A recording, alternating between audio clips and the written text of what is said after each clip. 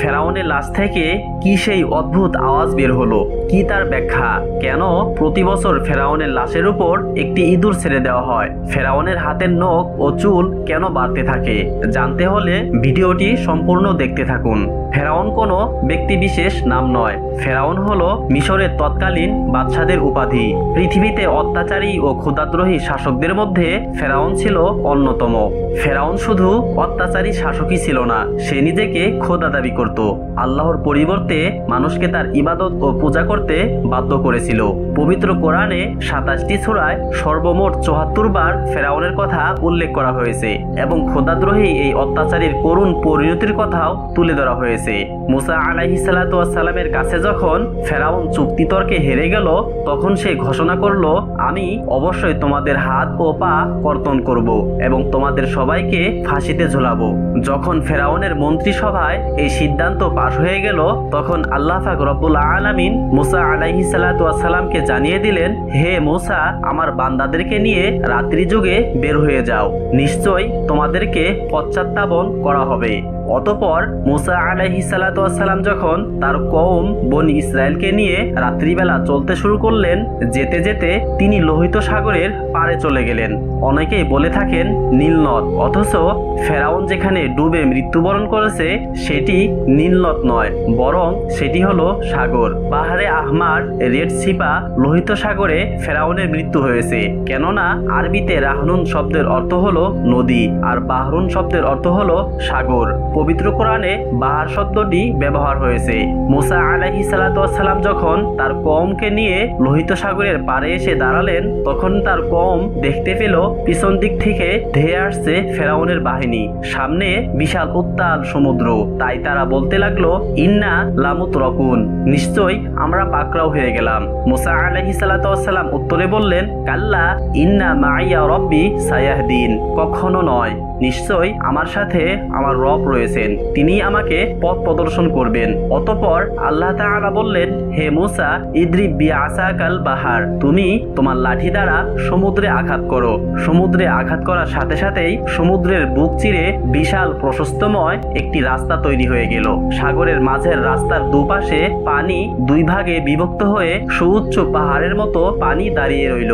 আর আমরা সবাই জানি লোহিত সাগরের গভীরতা হলো প্রায় ৪,০০০ থেকে ৯,০০০ ফিট। সুতরাং সমুদ্রের তলদেশে মাটি প্রকাশ পেয়ে দুপাশের পানি প্রায় ৯,০০০ ফিট উঁচু হয়ে দাঁড়িয়েছিল। সূক্ষ্ম সেই পথ দিয়ে মুসা আলাইহিস সালাতু ওয়াস সালাম ও তার কওম খুবই স্বাভাবিকভাবে সমুদ্র পাড়ি দিয়ে ওপারে চলে যায়। ফেরাউন ও তার দলবল এসে যখন দেখতে পেল লোহিত সাগরের মাঝ বরাবর একটি রাস্তা হয়ে গিয়েছে, তখন তার উজির হামান বলতে লাগলো, আমরা ইতিপূর্বে লোহিত সাগর পাড়ে এসে দেখেছি কোনো রাস্তা নেই, কিন্তু এখন রাস্তা হলো কিভাবে? ফেরাউন তখন উত্তর দিল, এটা কি রাস্তা নাকি সে নিজে নির্মাণ করেছে?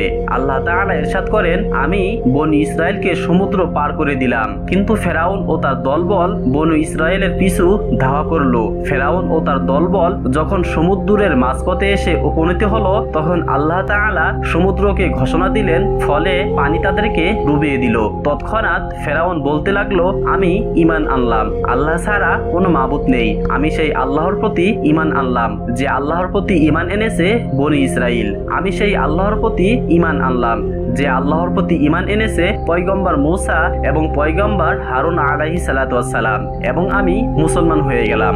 সম্মানিত বন্ধুগণ, ফেরাউন সেই সময় ঈমান আনলেও তার ঈমান গৃহীত হয়নি। আল্লাহ তাআলা জবাবে বলেন, তুমি এখন ঈমান আনছো, ইতিপূর্বে তুমি ছিলে চরম অবাধ্য এবং পৃথিবীতে ফাসাদ সৃষ্টিকারী, সুতরাং তোমার ঈমান এখন ধর্তব্য নয়। আল্লাহ তাআলা আরো বলেন, আজ আমি তোমার দেহকে রক্ষা করব, যেন তুমি তোমার পরবর্তী লোকদের জন্য নিদর্শন হয়ে থাকো। নিশ্চয়ই অধিকাংশ মানুষ আমার মহা শক্তিশালী নিদর্শন থেকে গাফেল। ইমাম কাতাদা রহিমাহুল্লাহু তাআলা বলেন, বনি ইসরাইল সাগর পাড়ি দেওয়ার পর মুসা আলাইহিস সালাতু ওয়াস সালাম যখন বনি ইসরায়েলদেরকে ফেরাউনের নিহত হওয়ার সংবাদ দেন, তখন তারা ফেরাউনের ব্যাপারে এতই ভীত সন্ত্রস্ত ছিল যে তা অস্বীকার করতে লাগলো এবং বলতে লাগলো, ফেরাউন হয়তো ধ্বংস হয়নি। মহান আল্লাহ তাআলা তাদেরকে ফেরাউনের লাশ স্বচক্ষে দেখানোর জন্য এবং এ থেকে থেকে অন্যান্যদের শিক্ষালাভের উদ্দেশ্যে একটি ঢেউয়ের মাধ্যমে ফেরাউনের মৃত দেহটি তীরে এনে ফেলে রাখলেন, যা সবাই প্রত্যক্ষ করলো। এতে করে ফেরাউন ধ্বংসের ব্যাপারে তাদের নিশ্চিত বিশ্বাস হলো এবং তার লাশ সবার জন্য নিদর্শন হয়ে গেল। অবশেষে তার লাশের কি পরিণতি হয়েছিল এ ব্যাপারে কোরআন হাদিসে কোথাও কোনো তথ্য নেই, কিন্তু এই ঘটনা সংঘটিত হওয়ার 3000 বছর পর লোহিত সাগরের তীরে জাবালিয়ান নামক স্থানে 1898 সালে ফেরাউনের লাশটি সর্বপ্রথম আবিষ্কার করা হয়। কিন্তু ফেরাউনের মৃত্যুর পর থেকে 1898 সালের আগ পর্যন্ত দীর্ঘ 3000 বছর লাশটি কোথায় ছিল? অধিকাংশ ঐতিহাসিকদের মতে এটি পানিতে অক্ষত অবস্থায় ভাসমান ছিল। অবশেষে এটি লোহিত সাগরের তীরবর্তী জাবালিয়ান নামক স্থানে পাওয়া যায়। অতঃপর এই লাশটির সঠিক তথ্য উদ্ঘাটনে মিশর সরকার দীর্ঘদিন গবেষণাগারে সংরক্ষণ করেন। অতঃপর দীর্ঘ গবেষণার পর মিশর সরকার ঘোষণা করেন এটি সম্ভবত মুসা আলাইহিস সালাতু ওয়াস সালামের যুগের মিশরের সবচেয়ে প্রতাপশালী খোদাদ্রোহী ফেরাউনের লাশ। বিশ্বব্যাপী এই সংবাদ ছড়িয়ে পড়ায় 1981 সালে ফ্রান্স সরকার ফেরাউনের লাশ নিয়ে উচ্চতর গবেষণার জন্য মিশর থেকে ফেরাউনের লাশকে রাজকীয় সংবর্ধনা দিয়ে প্যারিসে আনলেন।